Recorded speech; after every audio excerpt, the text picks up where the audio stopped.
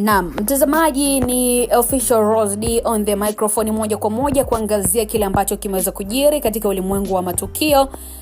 Nini haswa ambacho kimeweza kwa gumzo. Moja kwa moja unaambatana na mimi mpaka tamati ili tuweze kufahamu kwa pamoja. Katika upande wa siasa tuangazie taarifa ya Zitto Kabwe ambaye amefunguka mazito kuhusu marehemu Waziri Lukuvi, awajibu Chadema kuhusu alipo Polepole. Karibu sana mtazamaji. Huyu ni kiongozi wa chama cha ACT Wazalendo Zitto Kabwe ambaye ameeleza namna alivyomkumbuka marehemu William Lukuvi kama mwanasiasa aliyekuwa na upekee katika uongozi wake, akisitiza kuwa alikuwa tayari kukubali kushindwa pale hoja za wapinzani zilipokuwa na nguvu, na ameongeza kuwa sifa hiyo ni nadra kwa viongozi wengi wa kisiasa na inaonyesha kiwango cha juu cha ustaarabu na uelewa wa demokrasia. Katika salamu zake za rambirambi, Zitto alieleza kuwa Lukuvi hakuwa kiongozi wa kutumia vitisho au nguvu kupitisha maamuzi, bali aliamini katika majadiliano ya hoja na mantiki. Na anaongeza kuwa alipokuwa akishindwa bungeni, alikuwa anakubali matokeo kwa heshima bila kuonyesha chuki au kulipiza kisasi, jambo ambalo lilimfanya kuheshimika hata na wapinzani wake.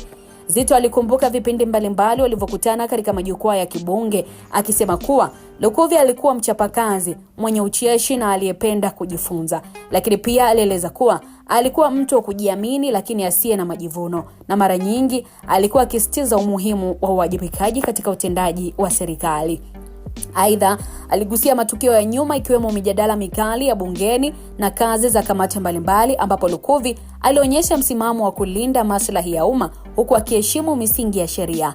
Aliongeza kuwa tabia yake kusikiliza hoja za wengine na kubadili msimamo inapohitajika ni somo muhimu kwa viongozi wa sasa na wajao. Lakini pia Mheshimiwa Zitto Kabwe aliwajibu waliouliza kuhusiana na alipo Humphrey Polepole, na kwa mujibu wa Zitto Kabwe amedai kuwa kuhusu alipo Polepole waulizwa Chadema, maana ndo michezo yao kujifanya wamepotezwa toka zamani. Kauli hiyo ya Zitto Kabwe imezungumzwa mitandaoni, wapo ambao walimuunga mkono, lakini pia wapo ambao walidai kuwa ametumwa kuongelea jambo hilo. Kwa ujumla mtazamaji, Zitto alisema kuwa urithi wa Lukuvi utaendelea kuishi kama mfano wa uongozi unaozingatia hoja, heshima na uwajibikaji katika siasa za Tanzania. Na sehemu ya salamu zake za rambirambi iliweza kutamatika kama ifuatavyo. Maoni yako moja kwa moja ukiwa nayo mtazamaji utaweza kuandika kupitia comment section. Wakati mwingine katika kuchakata taarifa mbalimbali kupitia Biomedia tutaziangazia.